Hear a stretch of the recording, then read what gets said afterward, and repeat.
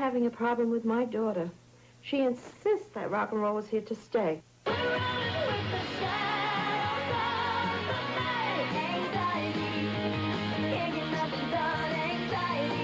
What do I know? Pat Benatar, Get Nervous on Chrysalis Records and Cassettes. This holiday season, give the gift of music. You know, I've been lobbying for probably 25 years to get the real story about how everything began. It wasn't about me and all that kind of, I mean, it was about me partially, but it was about us together. And so I'm very excited and pleased that we get to go in together, because that is the real story. I mean, it feels good. And it doesn't change everything. It doesn't, you know, not in the way that you would think. It's just really nice for your children, for the legacy, for the fans. That's what I think, you know, but for you, you're grateful and you're like, that's great. You know, cool. It is an honor. And I got to tell you truthfully, you may think we're crazy, and you may think there's more reasons for anybody to not like us, is that we do not have one gold, platinum, multi-platinum record hanging up in our house anywhere. Yeah, we're just anywhere. It's just was never about that. It was great to have them. Certainly, it's fantastic to have the support and the fans. You know, the greatest thing always, and you hear this a million times when you see and talk to the fans and the people that love the music, how it changed their lives. And that's the most powerful thing you can ask for. And if this helps to exploit that even more, we'll keep going, and we're not stopping.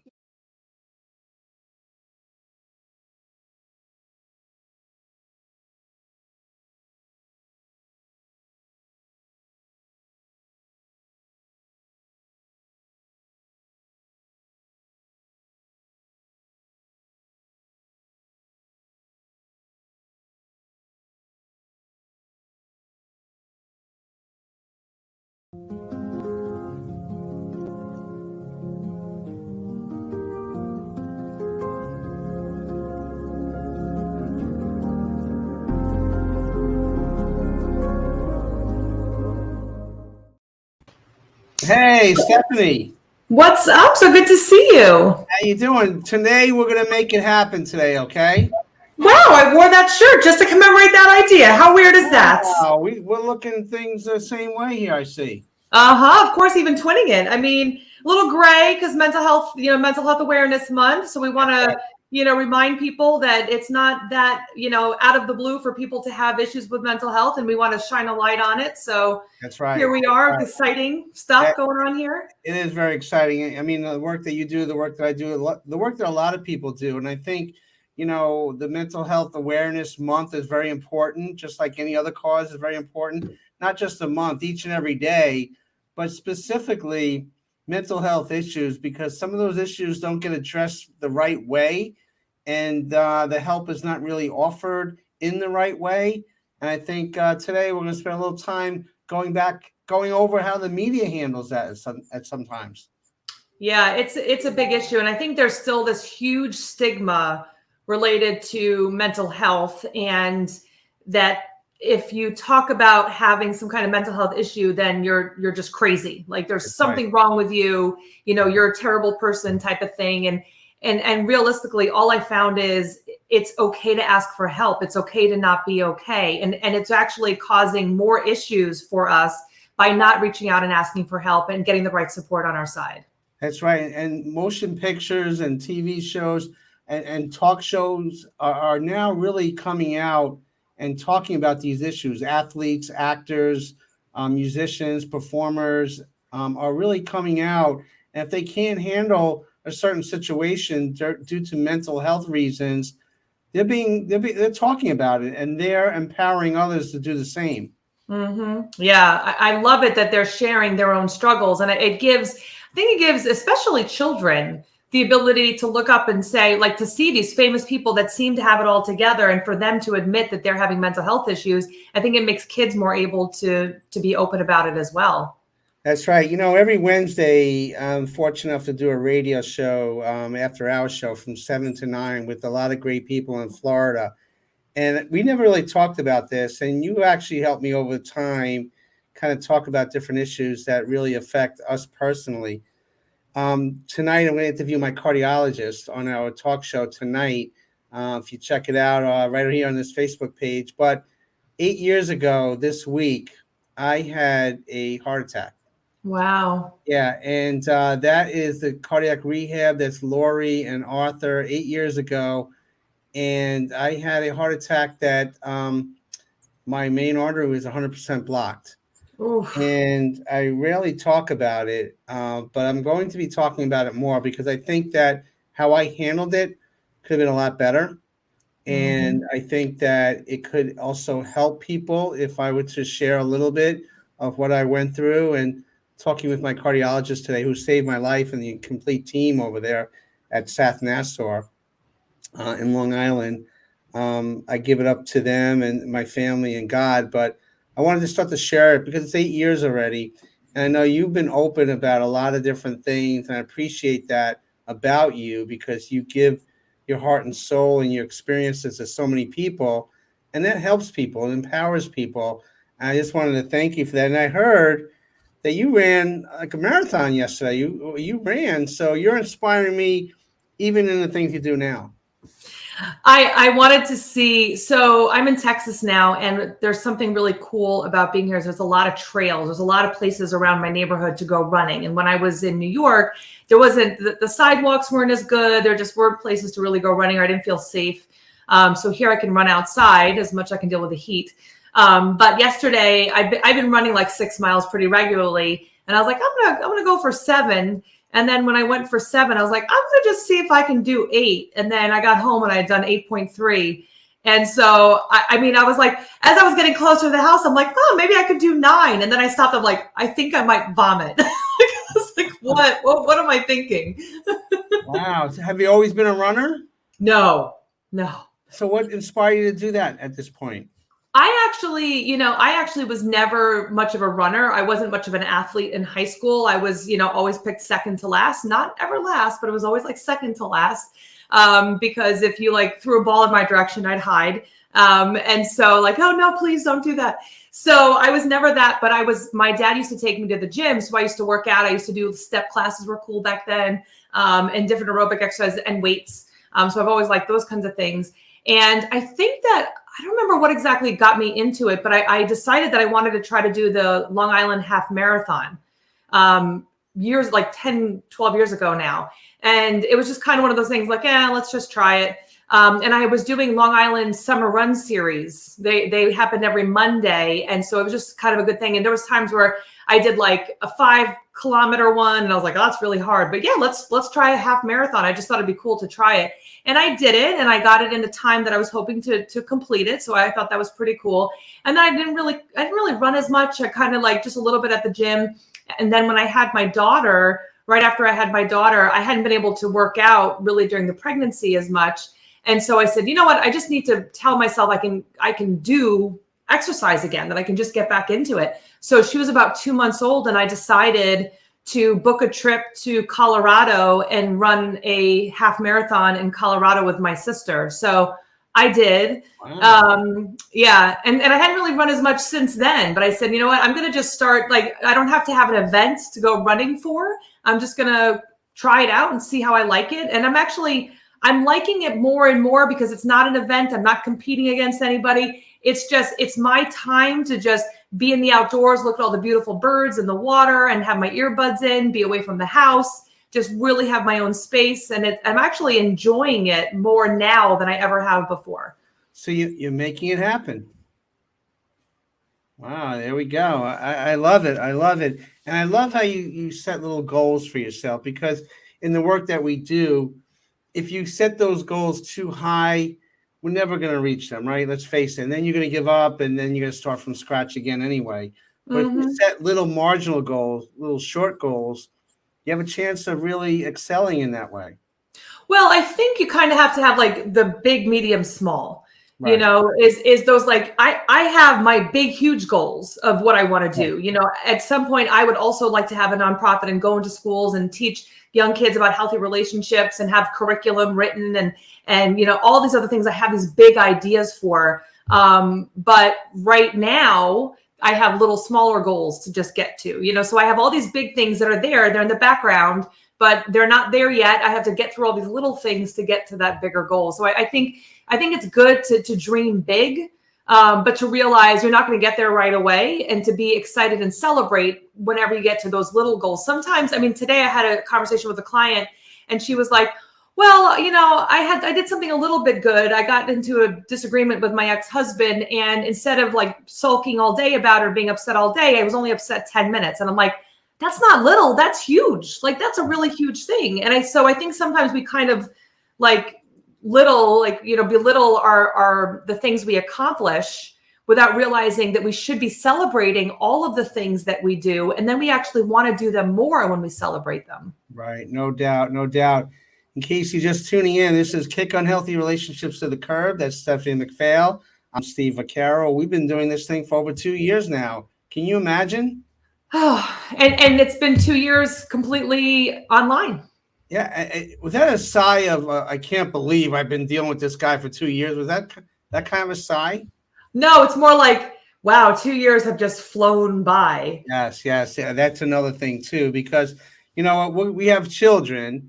And we're gonna show some pictures in a few moments, but we need to start off what happened in Buffalo. That massacre, that rampage is heartbreaking, and we hate to start off on a negative note, but when these things happen, we're news reporters first, and because it has mental health issues that pertain to this and gun control, we want to just acknowledge the people that lost their lives. So.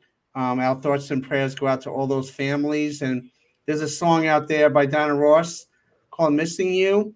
We're going to play a little snippet there, and then I'm just going to read the names that lost their lives. And if we could all have a collective prayer and reflection for those folks.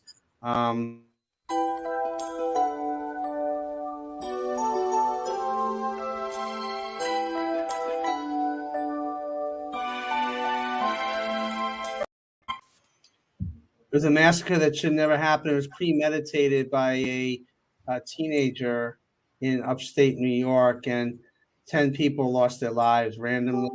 It was premeditated. Miss Whitfield, 86 years old.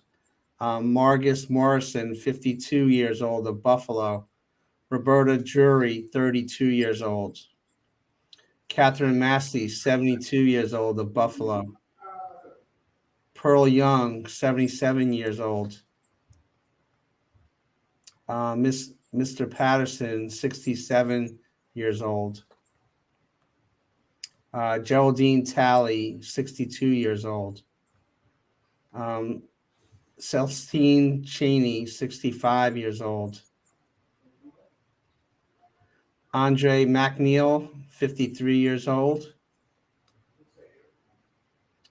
And security guard Salter, 55 years old. These, it's heartbreaking, very, very heartbreaking when you see this unfold. I mean, what's your thoughts, Steph? I mean, I feel like being in New York, and I remember seeing it so often in other states, and seeing it so much closer to home is really eye-opening, in that there's so much turmoil in this country. And I'm reading about how it was a hate crime. It was done specifically, as a racist motive. And there's just so much hatred that's been spreading around. And I don't know how we can really turn it around on a big scale to keep this from perpetuating and getting worse. Yeah, and people always say, I deliberate if I pop these things on, but it's important to recognize that we still are not in a place as a country, as a society, that we need to be. Mental health issues have to be addressed. Gun control issues have to be addressed. There's no politics behind this. We really have to get together. We're so polarized right now. I believe you cannot become desensitized to these things. So I believe that we need to continue to show them. And okay, Stephanie's going to be right back. But we have a couple of things that we were involved with. And please say a collective prayer and reflection to those families that lost lives. And God bless us all. Sarah Nimitz is on concert in Europe. She's a good friend of ours of the network. She does our our intro song to Reach Out with Ray and Steve and Robbie.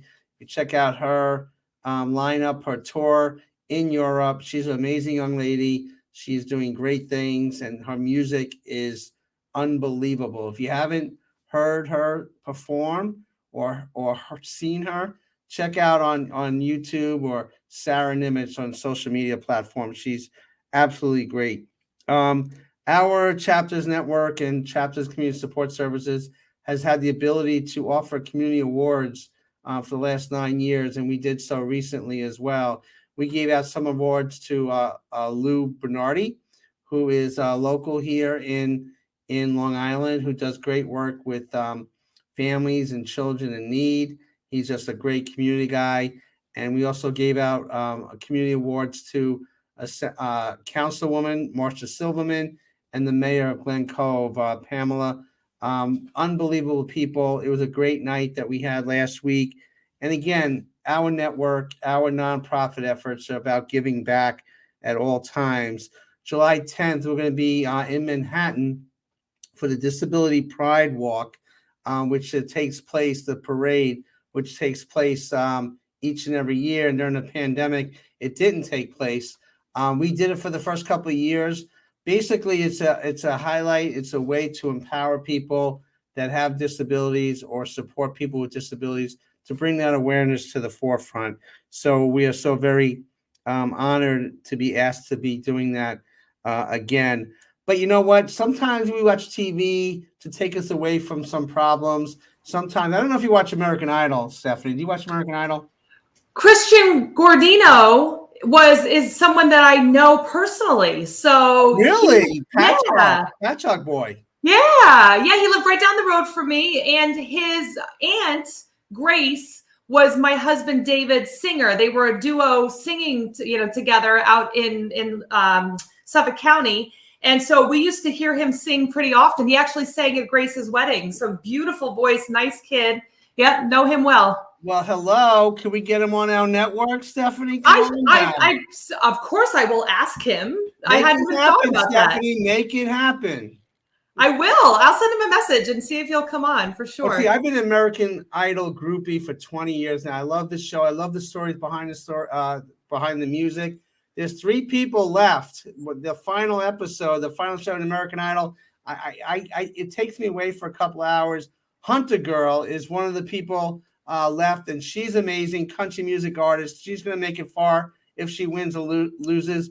Leah Marlene, she did an unbelievable version of Separate Ways by Journey and Steve Perry.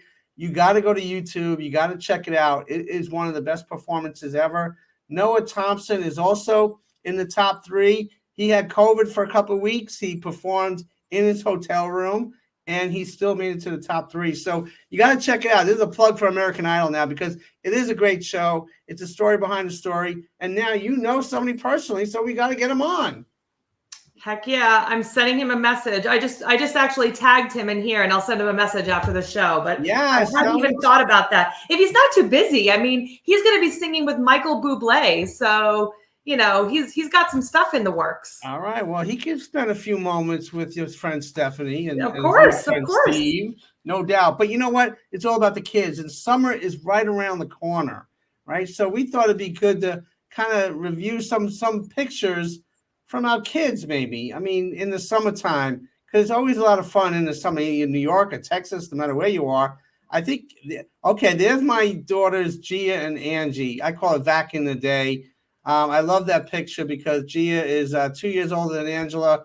They're in their 20s, late 20s now. They'll kill me if they see this picture up on the screen. But that's one of my favorite pictures, 1998 already. So cute. And that's, who's that guy with the mustache? Yeah, I had the 70s mustache going on. That's Gia and Angie at the beach. Loved it. You're a Long Island girl going to Jones Beach. Who's that? Oh, it's my little Sophie girl. She's a little fishy, loves being in the pool. Uh-huh. Where is that, in Texas or New York? Yeah, that's our friend's pool. Okay. That's cute. There's me and my daughter Gia now. She's grown up now. She's married, and that's us by the poolside. So we have a lot of great times there. Whoa, who's that? It's Batman. It's my son's Batman. memory. That's a cute picture. He loves Batman, doesn't he? Oh yes. I mean, this is so funny because I got this bouncy slide and it's actually water comes out of it. So it's like a water slide, bouncy house.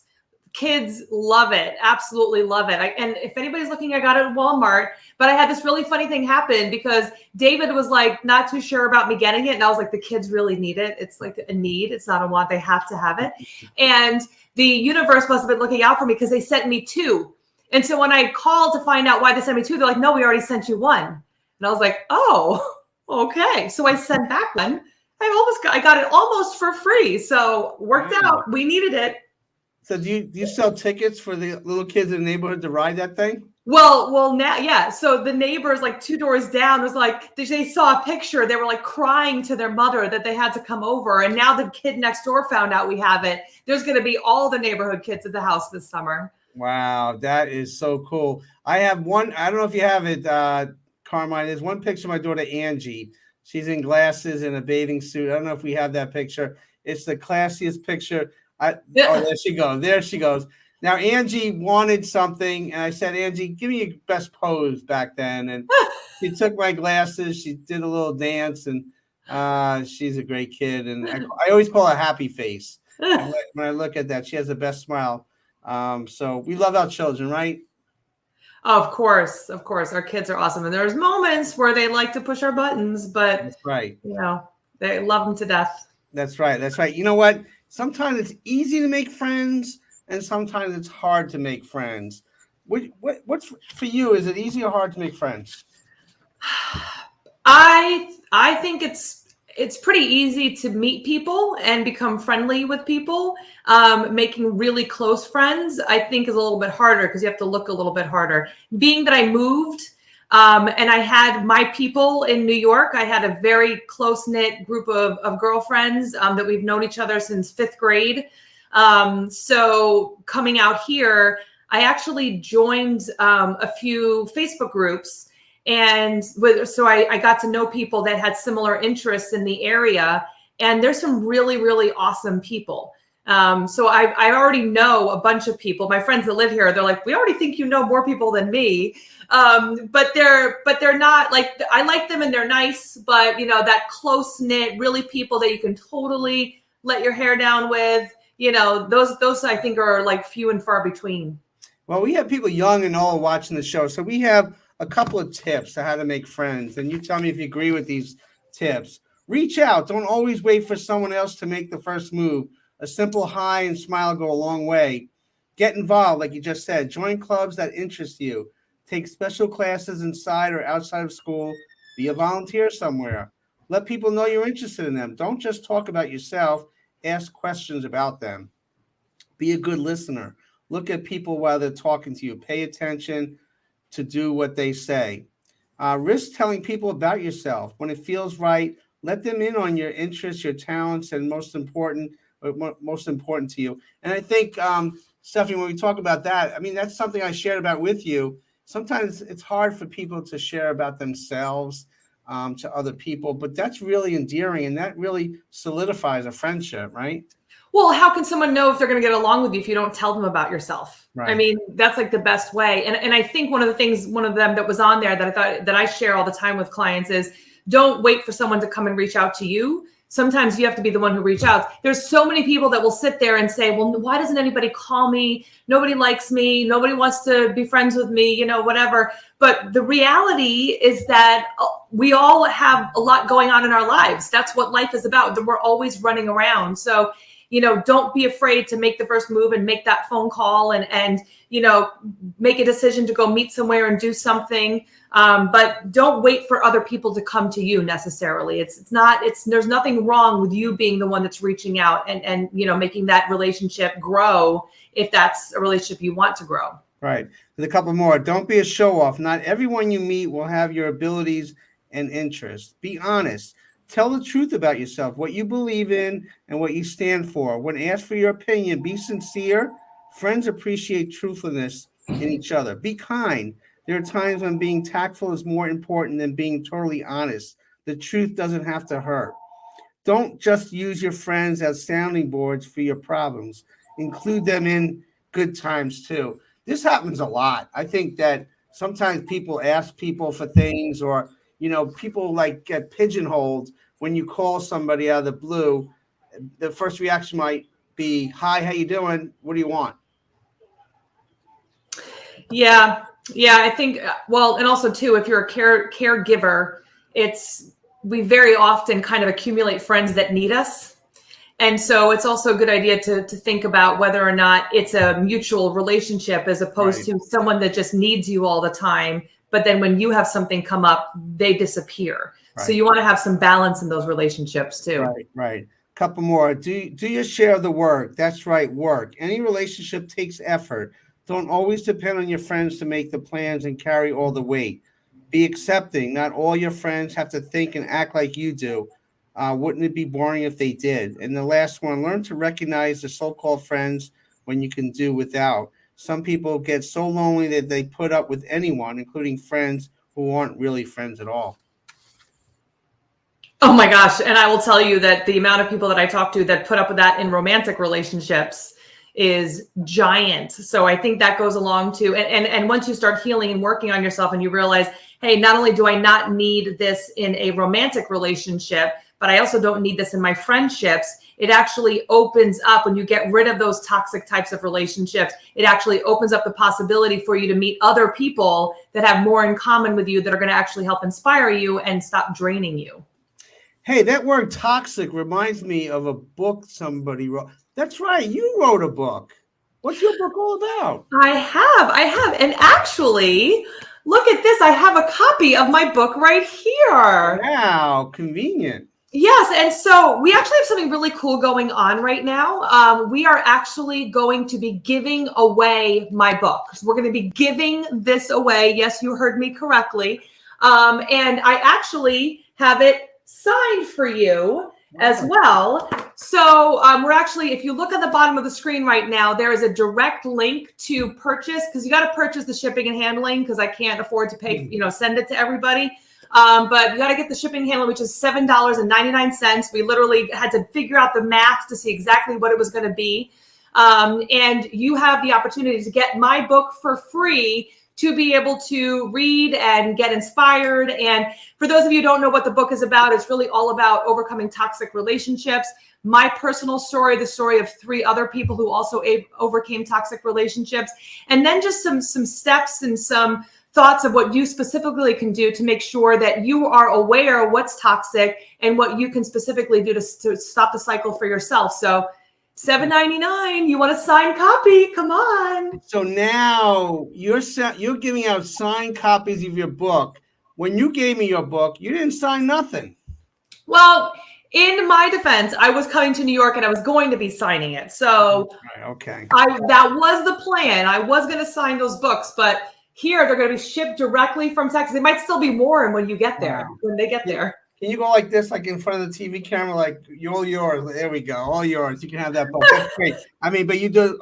There we go. You do such great work. And another person we're going to bring on the show and talk about. We're doing a documentary with our production team. First of all, I want to give kudos to our production team, and which is led by Carmine and Charlie. There's our crew there. We all met recently, going over some of the documentaries that we're doing, and we're going to bring Carmine on in a minute. But we have a little snippet of a documentary that we're doing about breast cancer, and it's about Christina's focus on everything. And there's the women that we're going to focus in on. But let's check out this video before we bring on Christina. A little bit about all of the good that came of it. Tell you a little bit about what to expect if there's anybody that you know that gets diagnosed, and to take a little scary out of it. So on November 9th, 2020, I was diagnosed with breast cancer. A few weeks before, I had gone for a physical, and I had to get a routine mammogram. I found a lump at the same time, a very small lump, so I figured it's nothing. Went for the mammogram. They immediately saw 3 separate spots on my left breast. And I had to come back a few days later for what's called a needle biopsy. Doesn't hurt, They numb up the area. It's like a sonogram with a needle that you don't really feel, and they take some of the tissue, and a couple of days later they come back to you with the results, whether the tissue was cancerous or not. So I had maintained my positivity, saying, nah, it's not, it's gonna, the more spots that they found, the more I started to think, you know what, maybe this is something, but I wasn't going there yet. So I was home alone, working from home at the time because we were in the heat of COVID, and my regular primary physician called, which I found odd, and she said, we got the results back, and the test came out positive. And I remember just this shock wave coming over my body. It jolted me.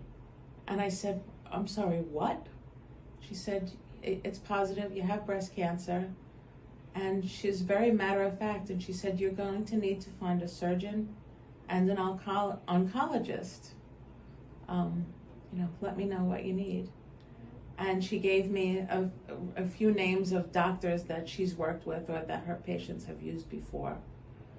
And I remember hanging up the phone and just being like, this can't be real life. This can't be happening to me.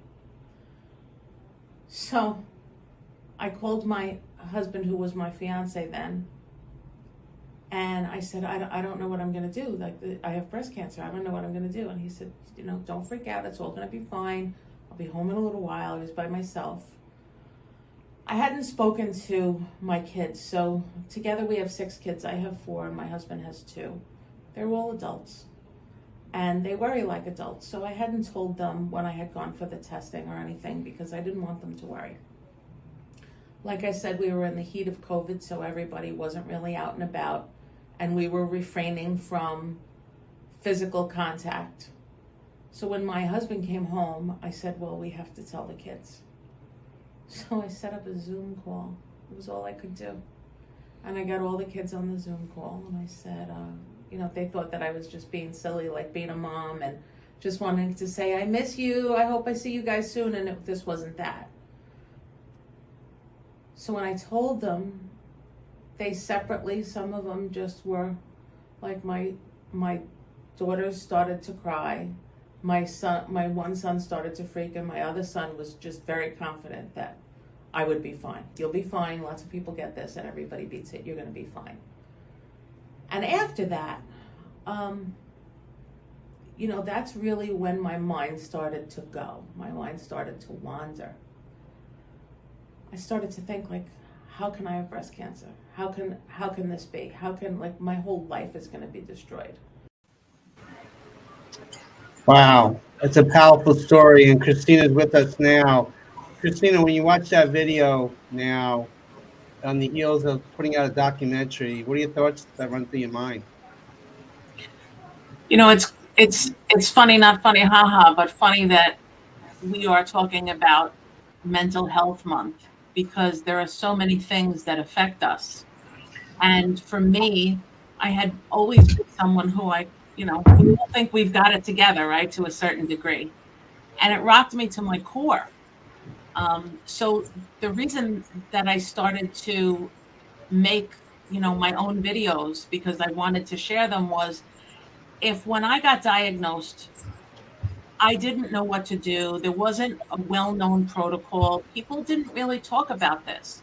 And if you say, well, I've been diagnosed with cancer and I have to go through all of these therapies, it frightens people, and some of them tune out because it scares them. So the reason I wanted to do this was, we have to provide resources, we have to provide information, but not just the medical stuff. We have to provide this is what happened to me, and it's okay if something like that happens to you, or if something totally different, if you feel totally different, if you're scared to death, if you're not scared, if you have some days that you're mighty and you have other days that you just fall apart. I wanted to offer some kind of, this happened to me, and if it happens to you, like, I'm okay, you're okay. So that was really the basis of me making all of those videos throughout my journey and my therapy and all of the things that happened. Stephanie, she's really making it happen, right? Yeah, for sure. And the thing is, I think that obviously, you sound like a successful woman. Things, you kind of figured things out, and then this was like a slap in the face of like, wait, where is this coming from? And then all that, strength that you have kind of was in question. It sounds like why is this happening to me? What did this go on? Did you feel kind of like, were you angry? Did you what were your feelings about all that? I was confused, and I became a sponge for information, and I sought out anybody that any of my close friends told, anybody that they had known that I could talk to that had been through it, because I wanted to know, number one, that I wasn't going to die, which clearly I didn't. So thank you, God.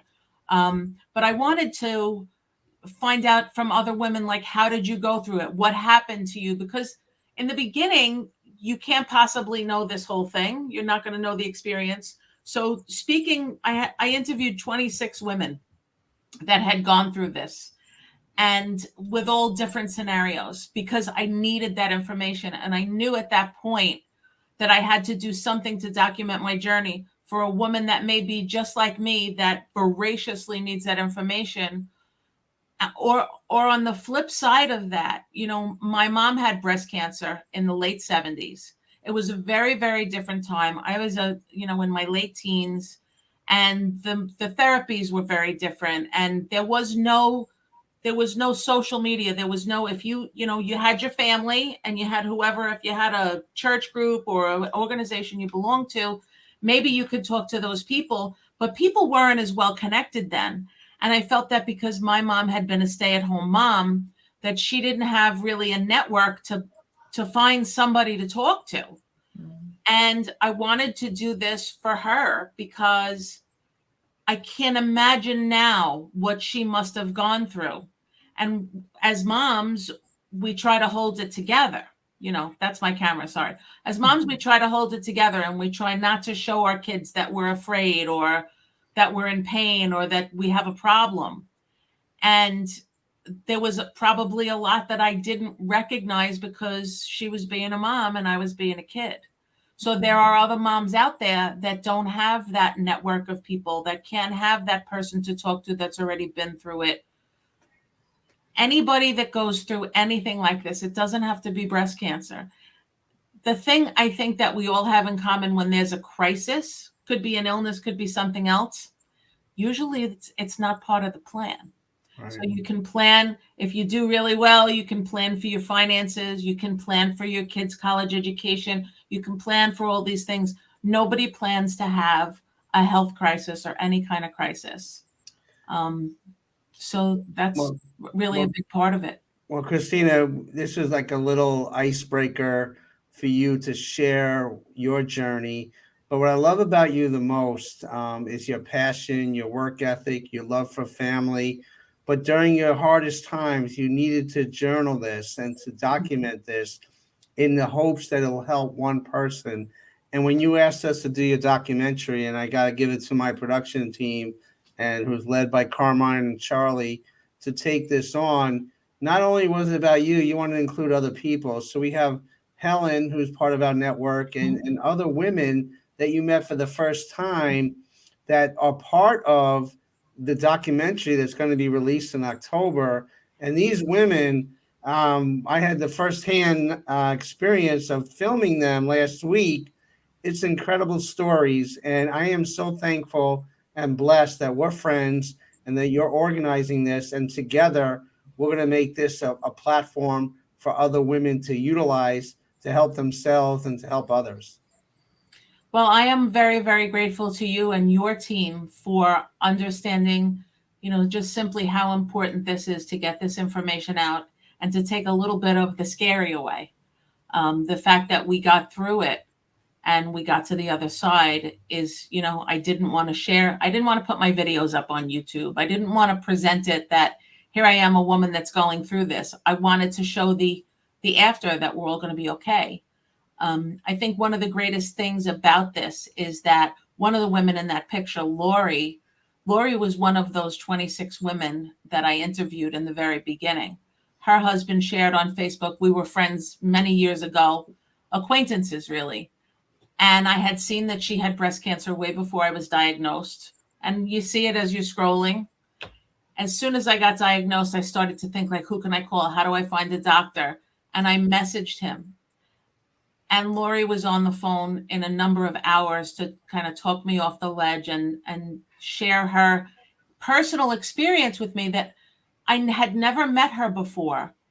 Yet she shared the most personal of details of her treatment and of her illness and her recovery. I just thought that was the kindest thing that we could do for each other. And even more so now that we've been brought together, we're sharing all of this in conversation because we have a bond. Well, you definitely have a bond, and you definitely have a mission, to help others. So October, it's going to be released. We're just starting now, but you've created this platform for so many people. Christina, thank you so very much for joining Stephanie and I here tonight. Thank you. Thank you so much. Thank you. Stephanie, amazing, right? I love that. And you know, I was thinking as Christina was talking that, you know, one of the greatest gifts you can do is share your pain with others, because that really, not only does it inspire other people, but it also lessens the pain for ourselves. When you're able to spread it out and not feel like you have to have it just on your own shoulders, it decreases our own pain as well. Right. Let's bring Carmine into the mix here, because he actually got a chance to view some of the documents that that Christina has made and the videos that she made. Carmine, what's your thoughts about Christina and what she put together, what you saw for the first time before anybody else? There he is. Hey guys. How you doing? Doing good. Thanks for having me on the show. Oh yeah, no, you're like Oz, the guy behind the curtain there.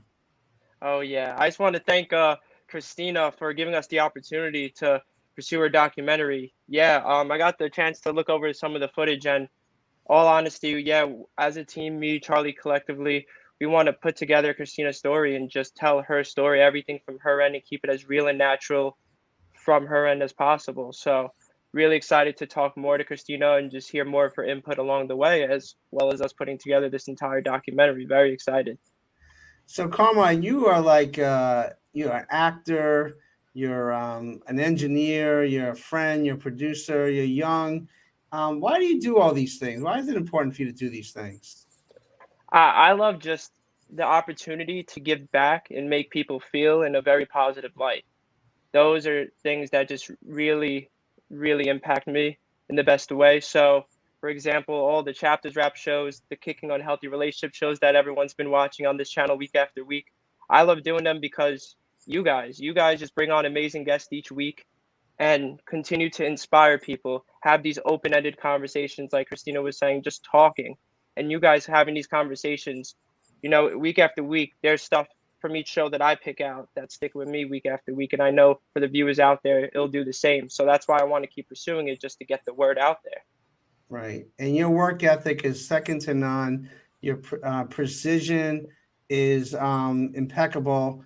And I can't, Stephanie brought me to StreamYard. You brought me way, way beyond. She helped me with the ropes also for StreamYard. So. I know. Stephanie makes it that keeps on giving. She makes it happen. She makes it happen. That's right. She definitely makes it happen. But you're an actor. It's Mental Health Awareness Month. And we went to a game. I don't know what to do with this. Carmen, do you have any ideas what we could do with the rest of the show? All right, I have an idea. What's the idea? I have 3 clips that I'm going to bring up that have to do with mental health awareness, especially because it's this month. But it's something to keep in mind throughout the year. So for this episode, let's take a look into 3 video clips and see what we can get out of them. This first one. You go with that, Stephanie? I like it. I like it. Sounds good. All right, Carmen. All right. First one's from a TV series. It's called Modern Love. I'm bipolar. Really? Yes. I have been since I was 15. How come you never told me? Well, who wants to hire someone with a mental illness and entertainment law? Aren't we crazy enough? Sorry. So why are you telling me now? because you're more than work. And you should know what you're dealing with if we're gonna see each other outside of the office, which I would like. But I have incredibly low periods. So low that I can barely move. I am impossible to be around. I can barely answer the phone. I'm totally unreliable as a friend. In fact, in some ways, I'm probably the worst friend you could ever have. Don't check a single box. I have a meeting 5 minutes ago. Okay.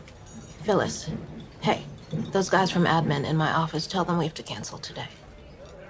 I'll see them tomorrow. Yeah, and I'll tell them I'm really sorry.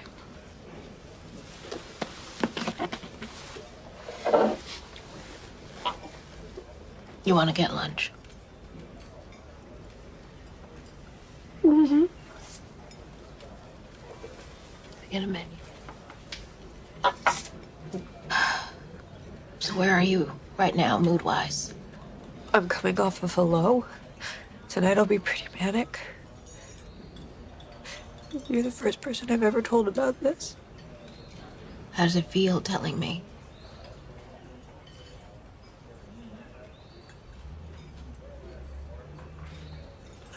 Like an elephant's taken one of its feet off my chest.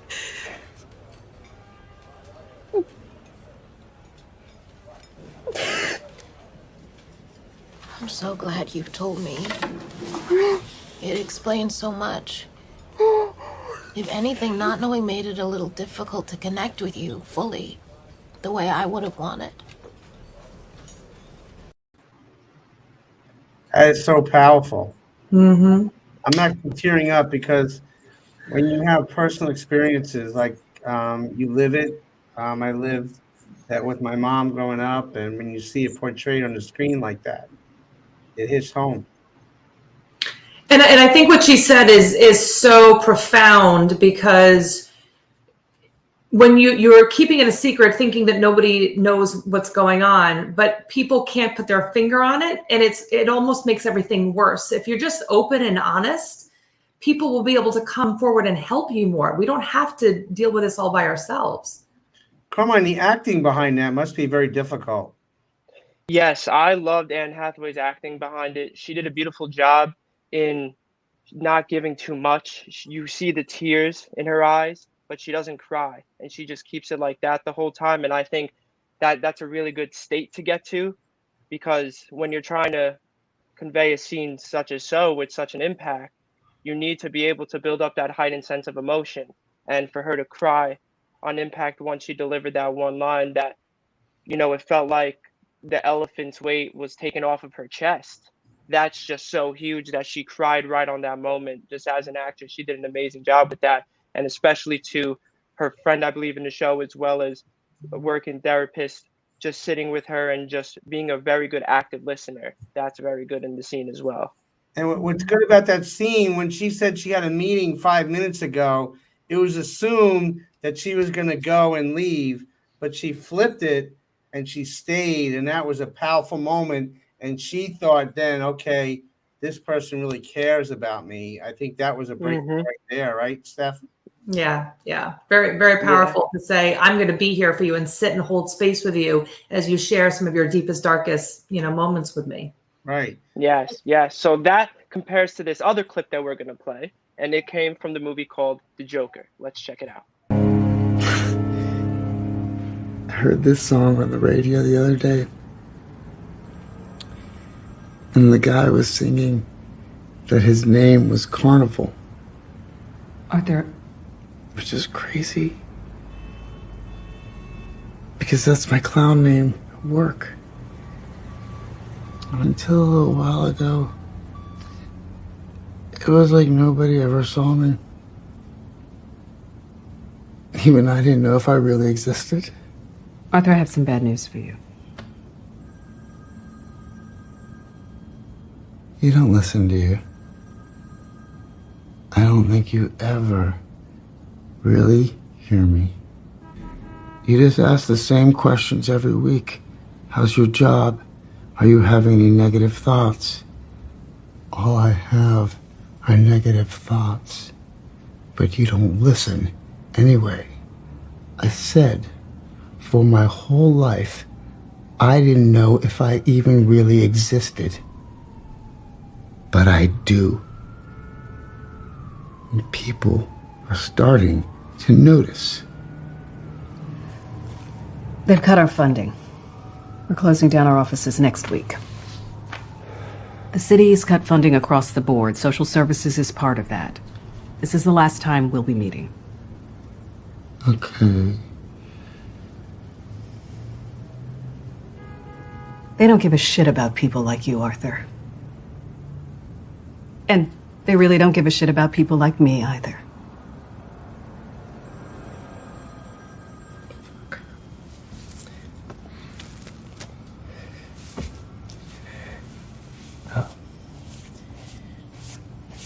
How am I supposed to get my medication now?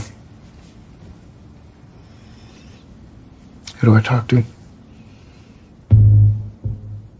I'm sorry, Arthur. Powerful scene. I mean, that is typical because when services stop or funding is cut, the patient or the client has to go. Right, Steph? Working in a public school district, and I worked at a crisis hotline for 13 years. I mean, those are kinds of things. When funding went, it immediately, first place it went from was mental health, and like every service possible for mental health. And then there was all these people wondering, like, well, what about me? I guess I don't matter. I'm invisible. And I mean, that's something that I heard over and over again from people. And I think when I remember that scene so vividly, because I actually called one of my friends who's a social worker, and we were just both like, wow, that particular scene was so powerful because it explains all the rest of why he kind of totally went off the deep end after that. Right. Shows the whole human side of the Joker as of why he did the craziness that he did. I love in Joaquin Phoenix's acting, you know, the acting is very still. It's very simple. He's just there smoking the cigarette, and you see the ash go on him, and he's just looking forward the whole time, just worried and concerned with life, with what's going to happen next. It's a complete opposite compared to the last scene that we just saw, how she totally stopped everything to be with that patient.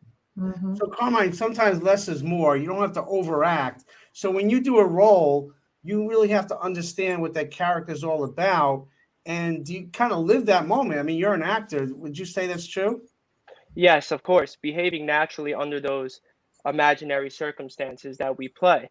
So you have to play whatever stays natural and true to you. Boil down the script and the scene to what the main point you need to get across is, and do that naturally as you can to get it across to the audience.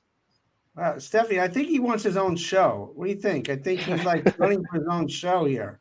No, we can't lose Carmine. He's ours. He's us. I know. Carmine, you're going to continue to make it happen with Stephanie and I, okay? You all right with that? That sounds good to me. I'll go back to being the man behind Oz. Okay. Carmine, we love you. But Thank you so much. Just a quick thing, if I can promo, I have coming up in New York City. I have a Broadway show that's coming up June 28th. It will be at 54 Below. So if anyone could check out the website, it's titled Alone. So please check it out. All right. We have to come. Stephanie, Awesome. come Yes, on back to New York, okay, will you? Broadway star? Like, heck yeah. I know. What is it going to take to keep you in the fold here, Carmine? I don't know what to do. Stephanie, give him an autograph book for him, okay? All right, that'll keep me. That'll keep me. I'm sold. We love you, man. Take care. That's our production team, vital part of our team, Carmine Avizio. Thank you so very much. And we also have another show called Flashback Sports with Gil and Dave. And I believe Dave is on the show here tonight. So, Dave, are you there? I'm here. Can you hear me? We can hear you. Okay, good. Then I'm here. Okay, then you're there. Dave Great Grassi, job. Stephanie McPhail, and you know who I am for the last 50 Sure do. I watched Stephanie. Stephanie, great show. Thanks, Dave. I appreciate it. You going to tell us some good sports stuff? I feel so, after hearing, I caught the last half hour, and powerful stuff. Last thing I want to talk about now is spoiled millionaire athletes, but we'll do it anyway. But good stuff. But that's what the people want. They want to hear this stuff. You need a little real life. You need a little bit of make believe, right? So just I was just thinking about my toxic relationships of the past, and most always send it back to my bookies. I wish I had your book back then, Stephanie. Could have ended those relationships. So anyway. So Dave, I hope we didn't have a toxic relationship back in high school, because it took us 40 years to regroup That's right. and to do this thing, right? We're good right now. Dave needed that much time in between. That's exactly. Detox is what that's called. 40 years of detox. Why do you think Dave needed that time? Maybe I needed that time. Steph. No, it was definitely Dave. It was definitely Dave. Exactly. Thank you. But Dave, I mean, we've talked over and over again through the years, and I love your show with Gil. Talk about your co-host Gil Cosenza. Gil's a mile a minute. I think we both have very similar interests. Gil's he's got a tremendous memory. He remembers such little, the nuance of things that he remembers back 40 years ago. I'm kind of a numbers guy and a stats guy, and I can remember a lot of numbers, but he remembered little nuance, the little subtle events that took place in a game that, so I lean on him a lot for that stuff. And I try to rein him in every once in a while a little bit too, because he can go on a leash for a little while and get a little crazy, but we have fun together. Together, you guys are great. I watch it all the time. I mean, it really brings me back to the talk show radio host, and you got a good following. You got a good audience. And I know you're doing worst events in sports tonight. That's going to be a great day. We're talking about current events. Rangers big victory last week in Game 7, Mets Yankees, maybe NBA playoffs, and then we're going to jump to kind of the worst, what we consider some of the worst moments in sports, and you can kind of conjure up in your head what they may be, and they may have been a bad injury, guys going to the crowd, all the way to the tragic Munich events of 1972 Olympics. So some of the things that kind of really changed the way we look at sports, or changed the way we look at individual athletes, or things that change the sport itself. Some of the boxing matches, the horrific boxing matches that ended tragically. So we'll, certainly not the lighter side of sports tonight, but we'll mix it up a little bit. Well, my worst sports moment, it's a Viking moment. Go figure. Rocky. 1998, I was in Minnesota at the championship game. They're 15-1. They're going to the Super Bowl. I couldn't afford a Super Bowl ticket. I go to Minnesota instead, thinking I'm going to be with all my Minnesota peeps, and they're going to get to the Super Bowl. And they were heavily favored, and the Falcons did the dirty bird on them, and they went to the Super Bowl, and the Vikings went home again. So that probably won't make our list tonight, Steve, but that's a very personal, tragic moment. And although something comparable, when we sent out the announcement what was going to be on, one of my friends said, who's also a Jet fan, said the worst moment in sports, New York Jets, 1970 to present, is the worst moment in sports. So that's Joe right. named the last one. Well, this is a healing, therapeutic show, so I had to get that off my chest. I had to share it with Stephanie there. That's what we're here for. That's what you're here for, right? Dave and Gil, love you very much. Have a great show tonight. Thank you guys for tuning in. Thanks for the time. Flashback Sports with Gil and Dave, 9:00 on the network. Stephanie, we're out of time. Another great show. It was, and we actually have a friend of mine, Eileen O'Donnell, who's going to be coming on next week. So she's really awesome, and she's got some great stuff to share, and possibly she's going to share some personal stories related to mental health and something that she's been dealing with, her own story. I'll let her share. But yeah, another really great guest next week. So definitely tune in next week, right live at 5 p.m. Eastern Standard Time. God bless. Have a great week, Steph. Bye, everybody.